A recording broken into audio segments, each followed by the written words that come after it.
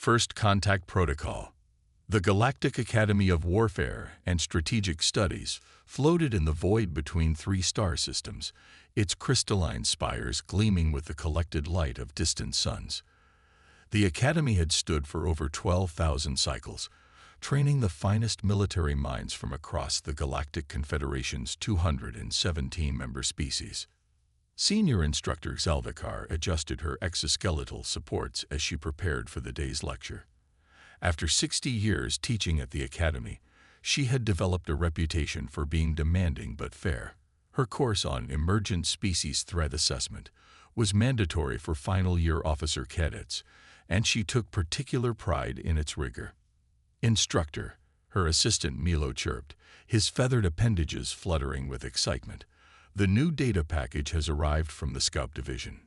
Salvakar's compound eyes blinked in sequence. "Excellent. Load it into the simulation chamber. I want to review it before the cadets arrive." The data package contained updated observation records from the Confederation's most recent discovery, a blue-green planet in a backwater spiral arm designated Sol 3, inhabited by bipedal mammals who called themselves humans. The Confederation's policy on pre-FTL civilizations was strict: observe, document, and assess, but never interfere. Species that hadn't yet achieved faster-than-light travel were considered developmentally immature and potentially dangerous if contacted prematurely. As the data streams flooded her neural implants, Salvikar felt her exoskeleton stiffen involuntarily. The Scout Division had been monitoring Sol 3 for only 20 cycles, but the humans had already progressed from primitive flight to rudimentary space exploration. More concerning was their military development. Their weapons technology had advanced at an alarming rate. "Prepare the lecture hall," she told Milo. "This term's cadets will need special preparation for this material." Cadet Trazik rubbed his eye stalks nervously as he took his seat in the amphitheater. Around him, 34 fellow cadets from 20 different species settled into their adaptive learning stations.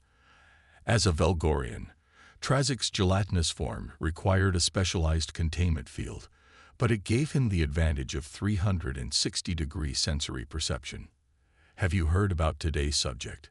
whispered Lan, a silicon-based Petrosan whose rocky exterior concealed one of the sharpest minds in their cohort. "Something about a newly discovered species," Trazik replied. "Supposedly primitive." Echo, the third member of their study group, extruded a communication tendril.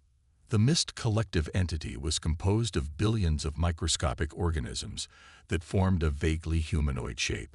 "Primitives are boring. If they can't even travel between stars, what's the point of studying them?" Their conversation was cut short as instructor Salvikar entered the lecture hall. Unlike most days when she moved with precise efficiency, today she seemed tense, her jointed limbs clicking with barely controlled agitation. "Cadets," she began without preamble, "today we begin our study of Sol 3, a planet inhabited by a species called humans. The Confederation Council has classified them as a priority alpha observation target." A murmur swept through the classroom. Priority alpha was reserved for species with unusual potential, either as allies or threats. "But they're pre-FTL," someone objected. Zalvikar's mandibles clicked sharply. "Their technological status is precisely why we must understand them now.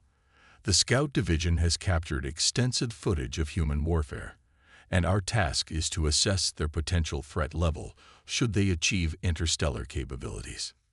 The main display illuminated, showing a blue-green world. Before we begin reviewing their military history, some context. Humans evolved as persistence predators in a highly competitive ecological niche. They lack natural armaments but compensate with tool usage and pack hunting strategies. Their biochemistry is carbon-based with iron-oxygen blood transport, similar to 17% of Confederation species. The display shifted to anatomical diagrams. Note their physical limitations: no redundant organs, poor regenerative abilities, limited sensory range. By any physical measure, they should be unremarkable. However, Zalvikar paused, her exoskeleton emitting a subtle stress pheromone that Trazik could detect even from across the room. However, their psychological profile defies conventional analysis. We'll begin with historical footage from what they call their Second World War, a global conflict that occurred roughly 80 cycles ago. The display shifted to grainy black and white footage. The cadets watched as human soldiers charged across open beaches into withering fire from entrenched positions. Wave after wave fell, yet they kept coming. This assault was called D-Day, Zalvikar explained. Note the casualties. Now observe the survivors' response. The footage continued, showing injured humans treating their wounded comrades while still under fire. Conventional military doctrine would dictate a retreat under these conditions, she continued. But humans demonstrated what they call courage under fire, a psychological trait that allows them to override self-preservation instincts. For the next 2 hours, the cadets watched in growing silence as Zalvikar presented footage from human conflicts spanning centuries, from primitive battles with bladed weapons to modern warfare with guided munitions.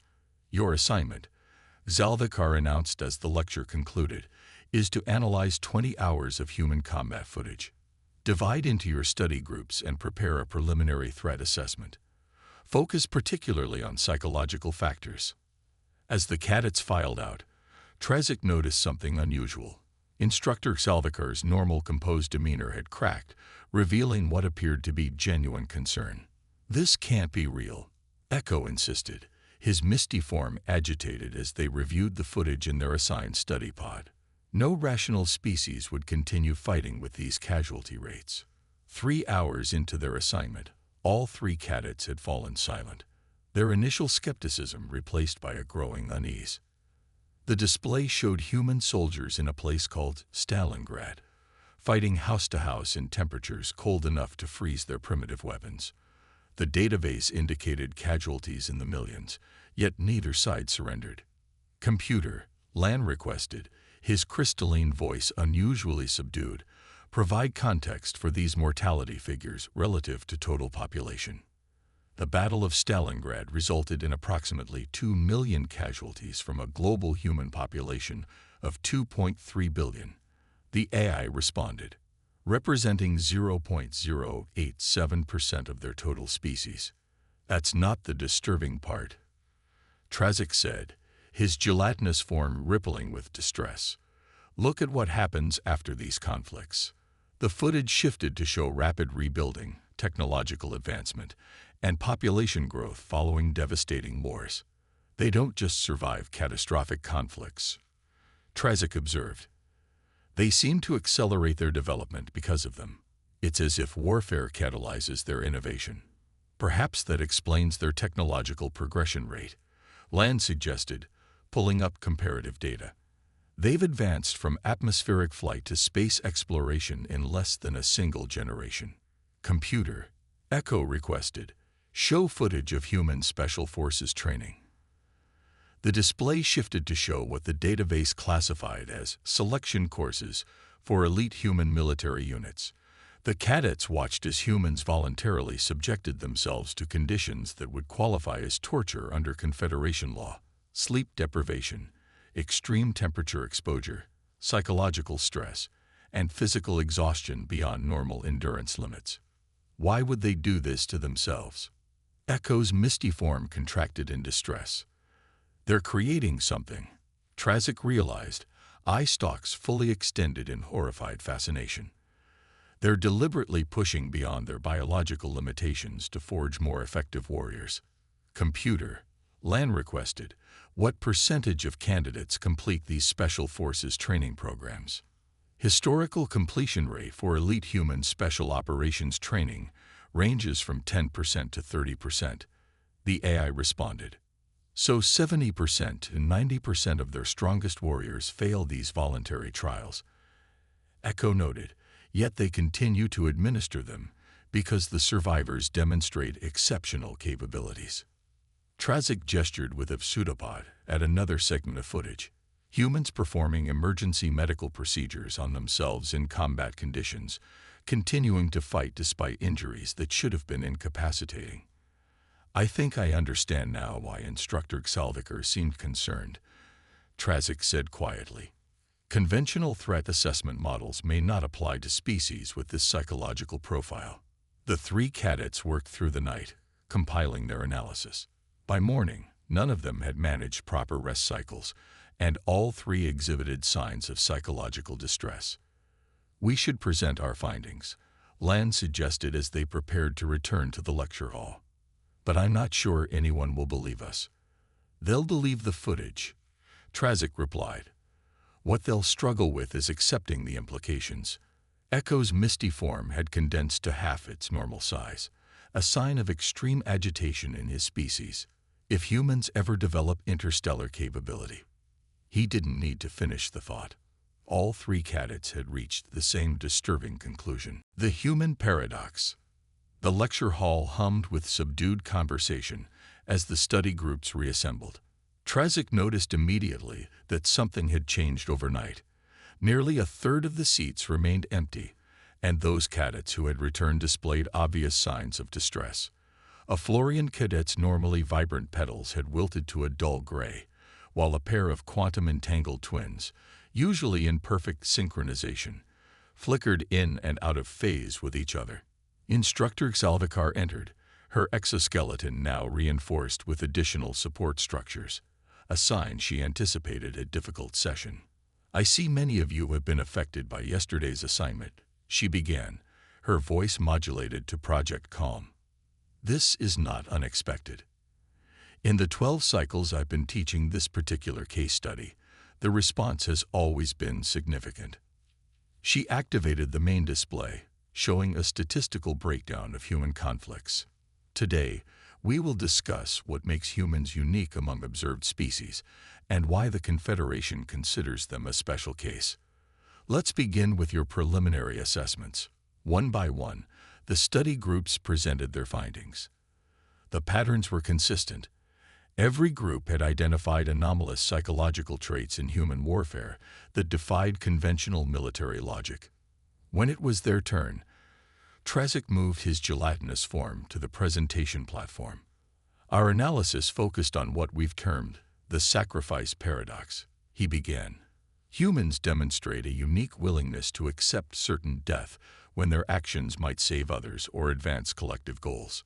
He displayed footage of soldiers throwing themselves on explosive devices to shield companions, pilots deliberately crashing damaged aircraft into enemy assets, and medical personnel running into danger to retrieve wounded comrades. This behavior appears frequently enough to be considered a species trait rather than individual aberration, Trazik continued. We identified 3,721 documented instances of what humans call last stands, situations where combatants chose certain death over surrender. Lan added his analysis. Their literature and cultural artifacts suggest this isn't merely a military phenomenon, but a core psychological trait. Humans celebrate these sacrifices, creating elaborate memorials and rituals to commemorate them. Echo, still visibly distressed, concluded their presentation. Most concerning is the infectious nature of this behavior. Humans appear capable of inspiring sacrifice in others through example. One human's self-sacrifice often triggers similar responses in witnesses, creating a cascading effect that can transform battlefield dynamics. When they finished, Instructor Xalvikar nodded solemnly. Your observations align with Confederation analysis. Now let us examine the broader implications. She activated a new display showing human technological progression plotted against major conflicts. Note these acceleration points. She indicated sharp upward trends following each major war. Humans don't merely recover from catastrophic conflicts. They emerge stronger, with technological leaps that might otherwise have taken generations. A cerebron cadet with 6 braincase lobes raised a neural probe. Instructor, this suggests warfare is adaptive for them. Is this why the Confederation considers them dangerous?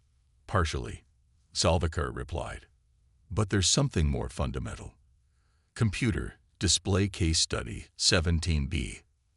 The screen shifted to show footage of what appeared to be a simulated spacecraft malfunction. Human astronauts worked frantically to address cascading system failures.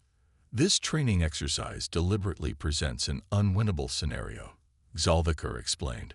The simulation is designed to end in catastrophic failure regardless of the crew's actions. It's used to assess psychological responses to certain death.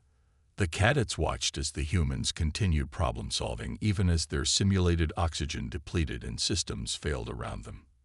The remarkable aspect isn't that they keep trying, Zalvikar noted. It's that in 86% of these simulations, the humans discover creative solutions that the simulation designers hadn't anticipated, sometimes finding survival paths where none were programmed to exist. The lecture hall fell completely silent. This is the human paradox, Zalvikar continued. When faced with impossible situations, they often refuse to accept the parameters of the problem. They change the rules of engagement, redefine victory conditions, or sacrifice individual survival for collective achievement. They don't believe in no-win scenarios, Trazik realized aloud, his gelatinous form rippling with the implication. Precisely, Zalvikar confirmed. Now consider how this mindset might manifest should humans eventually achieve interstellar capabilities and encounter the Confederation. A cold certainty settled over the lecture hall. If humans approached Confederation contact with the same mindset they brought to warfare, refusing to accept limitations, willing to sacrifice, and constantly innovating under pressure, they would be unlike any species previously encountered. Computer, a normally silent arachnid cadet requested, what is humanity's current technological trajectory regarding faster-than-light travel? The display shifted to show research trends and theoretical papers. Based on current progression, humans are predicted to develop theoretical frameworks for FTL travel within 20 to 50 cycles, with practical application possible within 50,100 cycles, the AI responded. So we have time, the arachnid cadet noted, her spinnerets twitching nervously. Perhaps, Zalvikar replied. But remember the acceleration effect of crisis. A single global challenge could dramatically compress that timeline. She moved to the next display, showing human space exploration efforts. For homework, analyze these early space missions. Note particularly the Apollo 13 incident and humanity's response to near disaster. Tomorrow we will discuss Confederation containment protocols and ethics. As the cadets filed out, Trazik noticed 7 more empty stations. Nearly half the class was now absent. They're dropping the course, Lan observed. No, Echo corrected, his misty form still contracted. They're dropping out of the academy entirely. I overheard 2 luminary discussing resignation this morning. Trazik's eye stalks quivered. Why would viewing historical footage trigger such an extreme response? It's not the footage, Lan replied, crystalline surface dimming. It's the implications, if humans ever achieved technological parity with the Confederation, while retaining their psychological approach to conflict, Echo finished. The 3 cadets didn't need to elaborate further. They'd all seen enough human warfare to understand the unspoken fear now spreading through the academy. That night, Trazik couldn't achieve proper molecular alignment for rest. His gelatinous form kept shifting between states, a physical manifestation of his troubled thoughts. He accessed his private terminal and sent a message to Instructor Zalvikar. Request additional context regarding Confederation policy on humanity. The response came immediately. Granted.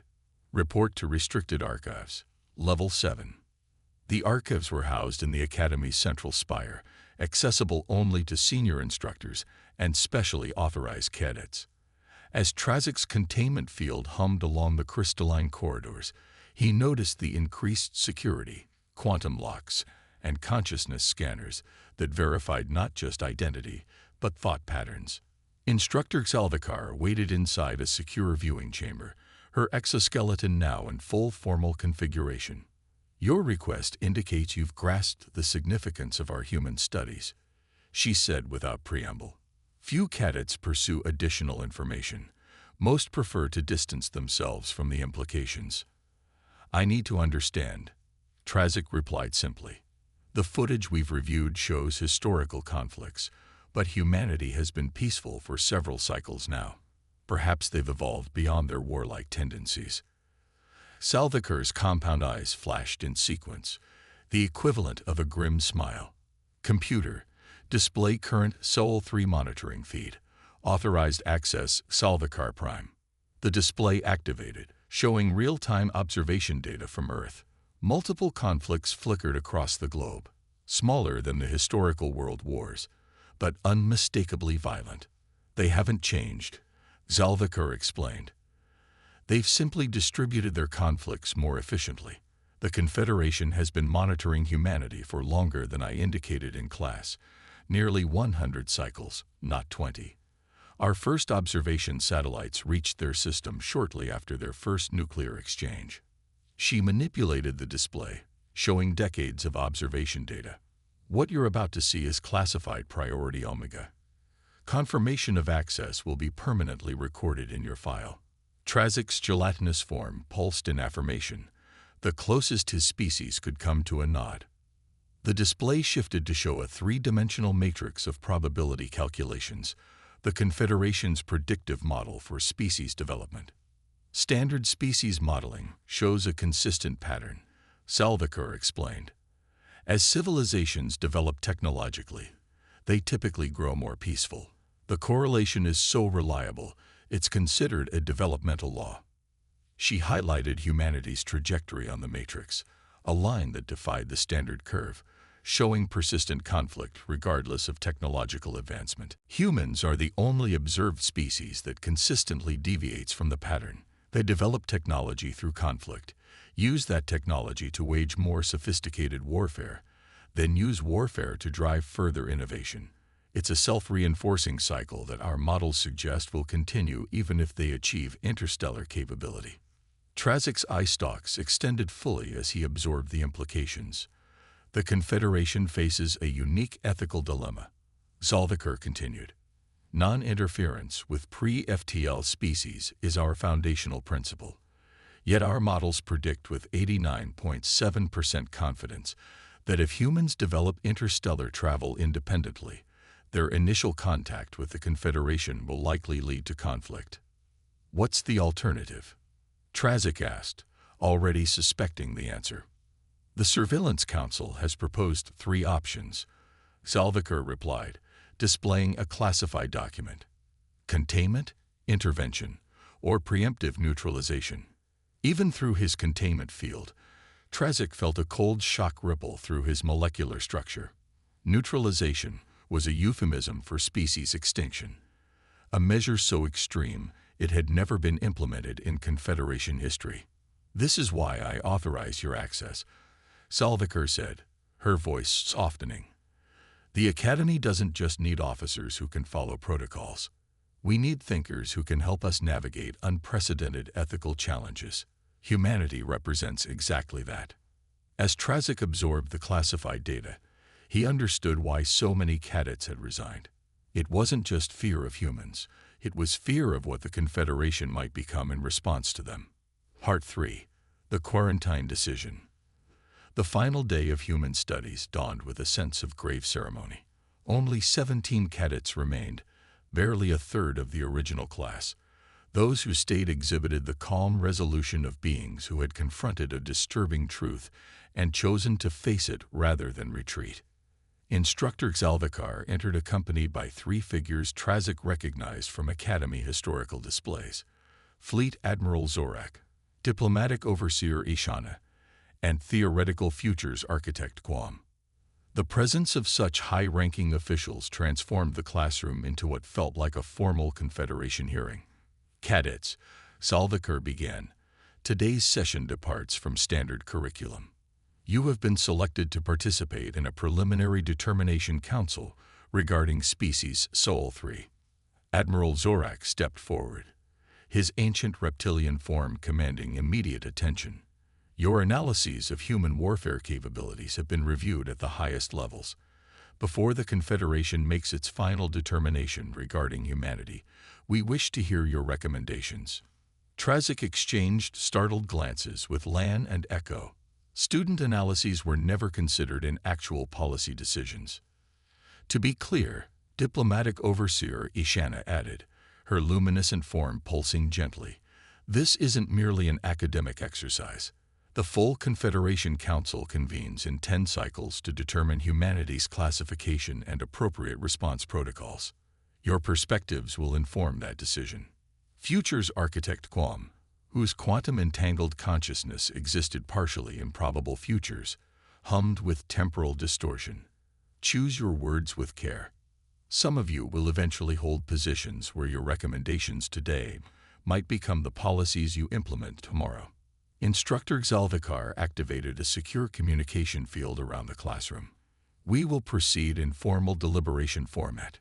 Each study group will present their final assessment and recommended approach. The first 3 groups presented variations on similar recommendations, continued observation with enhanced containment protocols.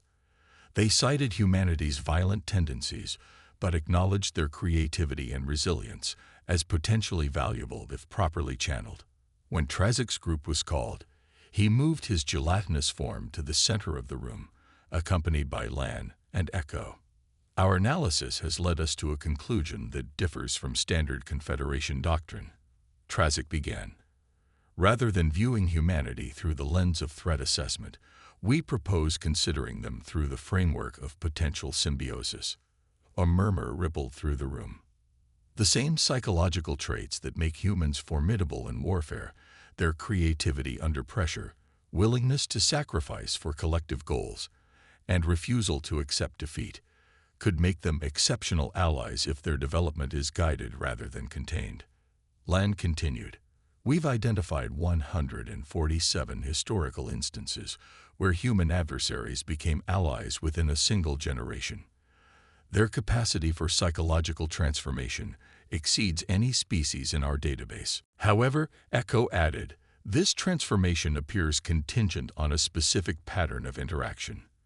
Humans respond positively to open challenge, mutual respect, and clear boundaries, but react with extreme hostility to perceived deception or manipulation. Trazic displayed their core recommendation. We propose a modified first contact protocol to be implemented within the next 10 to 15 cycles, before humans independently develop interstellar capabilities. Rather than waiting for them to discover us, we should reveal ourselves to them, but carefully through a staged process that channels their inherent traits toward cooperation rather than conflict. The room fell silent as the officials considered their proposal. Admiral Zorek's scaled brow furrowed. You're suggesting we deliberately violate the non-interference directive, he observed, the cornerstone of Confederation ethics for 12,000 cycles. With respect, Admiral, Trazic responded, we believe non-interference is already failing. Computer, display Sol 3 monitoring satellite distribution. The display showed hundreds of Confederation observation platforms throughout the Sol system. Humans have detected 17 of our monitoring satellites in the past cycle alone. Trazic noted, their technology is advancing rapidly enough that complete concealment will become impossible within 5 cycles. When they confirm they're being watched, they'll assume hostile intent. Admiral Zorek finished, based on their own historical patterns of surveillance preceding conflict. Diplomatic overseer Ishana's luminescent form flickered thoughtfully. Your recommendation has merit, but carries tremendous risk. A miscalculated first contact could accelerate the very conflict scenario we hope to avoid. That is precisely why it must be carefully designed, Lan argued. Our analysis of human cultural products suggests they've been psychologically preparing for extraterrestrial contact for over a century. Their response will be shaped by how we present ourselves. Futures architect Quam's entangled form shimmered as he processed probability streams. I have examined 7,219 potential first contact scenarios. The cadets approach aligns with the 17% of outcomes that lead to stable integration rather than conflict. Only 17%. Admiral Zorak questioned. That's significantly higher than our current trajectory, Quam replied. Present containment policies lead to peaceful outcomes in less than 3% of probability streams. Instructor Salvikar turned to the remaining groups. We will hear all recommendations before deliberation. The next 2 hours brought diverse perspectives, from proposals for enhanced containment to suggestions of technological sabotage to delay human advancement. One group even reluctantly advocated for the extreme measure of preemptive neutralization, arguing that the mathematical certainty of eventual conflict justified immediate intervention. When all presentations concluded, Admiral Zorek addressed the class. Your analyses will be incorporated into the Council's deliberations. What happens next is classified priority Omega. Your participation today places you under lifetime confidentiality protocols regarding humanity. After the officials departed, Instructor Zalvikar remained with the subdued cadets. You may be wondering why senior officials would consider the opinions of students in a matter of such consequence, she said. The answer is simple. Perspectives untainted by traditional doctrine are precisely what we need when facing unprecedented challenges. She deactivated the classroom security field. This concludes our formal study of humanity. Those of you who remain have demonstrated the psychological fortitude necessary for the challenges ahead. You will find your academy career paths have been adjusted accordingly. 3 cycles later, Trazik received his graduation assignment. Diplomatic Observational Corps, Sosola 3 Monitoring Division. Lan and Echo received similar postings, along with most of the cadets who had completed the Human Studies course. On his first day of duty, Trazik was summoned to a secure briefing with a familiar figure, Instructor Zalvikar, now wearing the insignia of Containment Protocol Director. The Confederation Council has reached its determination regarding humanity, she informed him without preamble. I thought you should hear it directly. She activated a secure display showing the formal decision. Species Soul 3, Humanity. Classification Mode HFY. Implementation of Guided Suantact Pipar Otov Socio authorized. East time 80 time line. 8 to 12 CYCLEs. They accepted your recommendation, Salvikar stated, her compound eyes fixed on Trazik's reaction. His gelatinous form pulsed with surprise. I never expected. Your analysis wasn't the only factor, she clarified, but it provided the framework for the final decision. Containing humanity indefinitely proved mathematically untenable. The probability of detection increases exponentially with each cycle. She displayed a detailed protocol document. You and your academy colleagues will help implement the contact strategy. Your understanding of human psychology makes you uniquely qualified. Trazik absorbed the implications. They're still dangerous, aren't they? All the traits we identified remain concerning, Zalvikar confirmed. But the Council has accepted what you recognized first. Those same traits that make humans dangerous could make them invaluable allies. Their creativity, resilience, and refusal to accept defeat, properly channeled, might someday protect the Confederation against threats we cannot yet imagine. She deactivated the display and fixed Trazik with all 4 of her compound eyes. The Academy simulation we showed you, where humans repeatedly found solutions to unwinnable scenarios. We've run it against every major crisis the Confederation has faced in the past 1,000 cycles. In 83% of simulations, humans develop solutions our greatest minds never considered. Trazik's eye stalks extended in surprise. You were testing them as potential allies all along. Testing, evaluating, fearing, admiring, Salvikar admitted. The truth about humanity is complex. They are simultaneously the most concerning species we've encountered and potentially the most valuable. As Trazik began his new assignment, he reflected on the strange journey that had brought him here.